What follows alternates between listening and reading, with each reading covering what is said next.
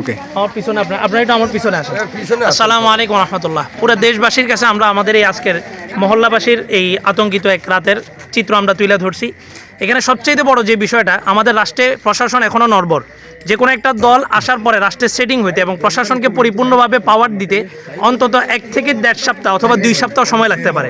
আজকে যে একটা অকারেন্স এখানে এই মহল্লায় ঘটতে নিছিল, আমরা আশপাশের যতজন সজাগ ছিলাম, যতজন আওয়াজ পাইছি, আমরা সবাই এখন এই রাস্তার মধ্যে অবস্থান করতেছি। নারী পুরুষ সবাই এখানে উপস্থিত। নারী পুরুষ সবাই একত্রে ঘর থেকে বের হওয়ার কারণে আজকে আমরা একটা বড়সড় দুর্ঘটনা থেকে আমরা মোকাবেলা করতে পারছি বলে আমরা বিশ্বাসী।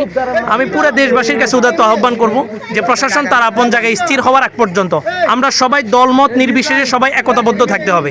যে কোনো জায়গায় যে কোনো হিংসাকে আমরা প্রতিরোধ করতে হবে, যে কোনো অরাজকতাকে আমরা সবাই একতাবদ্ধভাবে মোকাবেলা করতে হবে। আমার নতুন মসজিদ এলাকায় এটা এখানে একটা গ্রুপ আসছে, এক গ্রুপ ডাকাতি করে গেছে, আরেক গ্রুপ আসছে বাঁচাইতে। এরাও এখন পরিপূর্ণ আহত, একদম হাফ মার্ডারের অবস্থা।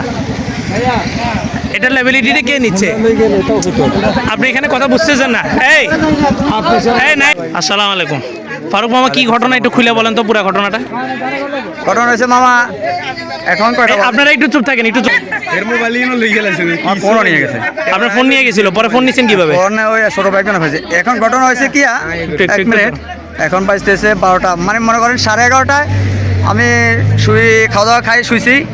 আর আমি নির্বাচনের খবরাখবর এগুলো দেখতেছি। হঠাৎ করে আমার কাছে এখান থেকে একটা ফোন দিছে মন্নান, আমাদের মন্নানে ফোন দিছে আমারে। ফারুক ভাই আমি কইছি আমি তো বাসায় শুনেছি, আপনি একটু আমাদের বাড়ির সামনে আসেন। তার মানে আমাদের ফুলের এখানে আর কি, যে সাইফুল ভাইয়ের বাসায় অপরিচিত এক লোককে আমরা আটক করছি, আপনি একটু তাড়াতাড়ি এখানে আসেন। আমি এখানে আসছি, ওনার বাসায় পৌঁছেছি, লোকজন এখানে আরও জড়িত আছে। এর ভিতরে আমি যারা আটক করছে ওদেরকে জিজ্ঞেস করছি যে কোনো ভিডিও ফুটেজ তোমাদের কাছে আছে কিনা। বলতেছে হ্যাঁ আছে, ওই বাথরুমের উপরে যে সানসিটের যে বক্স আছে, ওই বক্সের ভিতরে সে লুকাইছিল। ওইখানে থাকা অবস্থা, ওইখান থেকে নামা অবস্থা আমরা ভিডিও করছি, ওই ভিডিও ক্লিপ আমার কাছে আছে। আমি বলছি ওকে গুড, ঠিক আছে, নাহলে তোমরা পরবর্তীতে তোমাদের সমস্যা হইতে পারে, তোমরা বেজালে পড়তে পারো। এটা দেখছো, ধন্যবাদ, ঠিক আছে, আমি আসতেছি। কথা বলি আমি এখানে আসছি। এর ভিতরে 2 মিনিট ভিতরে আসামি যে এখানে আটক করা হয়েছে তার সাঙ্গফাঙ্গ 2 জন আছে, একটার হাতে একটা চাকু আছিল। ও দরজা খুলে ভিতরে নিয়ে আসামিকে চিনিয়ে নিতে চাইছিল। আমরা সবাই আটক করছি। আমি কইছি বাড়িওয়ালা আসতেছে, আপনারা ওর কাছ থেকে বাড়িওয়ালার সাথে কথা বলি। এখনো শুনে নাই, চাকু দিয়ে খালিভাবে আঘাত করতেছে। আমরা ভয়কে ধরতেছি না। পরে দরজা খুলে বাইরে চলে আসছে। আমরা সবাই পিছনে দৌড়াতে এখানে আসি। তাদের একটা মোটরসাইকেল ছিল, আমরা এখানে মোটরসাইকেলটা আমরা অবরোধ করি।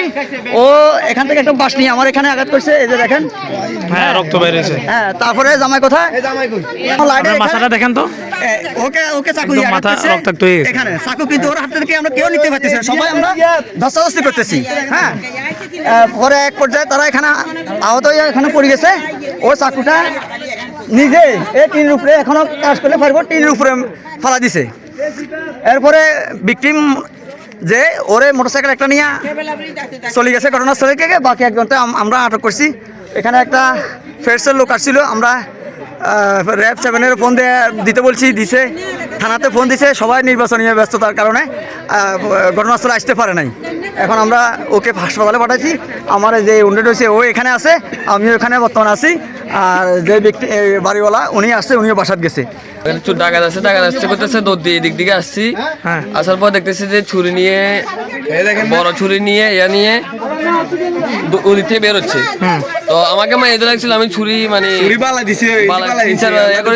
ধরে ফেলছি। পিছনে যে 2 জন আহত হয়েছে এদেরকে চিনা পরিচিত, বন্ধু ছিল। এই 2 জনের বন্ধু ঘরের মধ্যে আটকে ছিল। আমরা এখন এই 2 জন কি মহল্লার স্থানীয়? পিছনে 2 জন না, ওই যে আটকে ছিল 2 জন বন্ধু আসছে। এটা আমার মহল্লার পাশের এলাকা। এখানে আমার মসজিদ, নতুন মসজিদ করা হয়েছে এখানে ছোট্ট।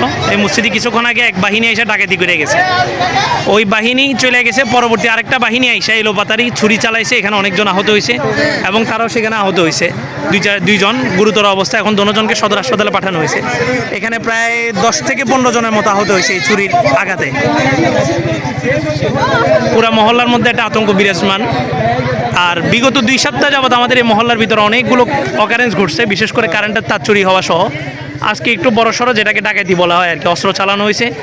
এই দোনো পক্ষের লোকই যারা ডাকাতি করতে আসছে, তাদের প্রথম গ্রুপ চলে গেছে, দ্বিতীয় গ্রুপ যেটা আসছে ওটা অনেকটা আহত হয়েছে। আর এখানে অনেকগুলো মানুষ 10-12 জনের মতো তারা বিভিন্ন জায়গায় ব্যথা পাইছে এবং রক্তপাত হয়েছে।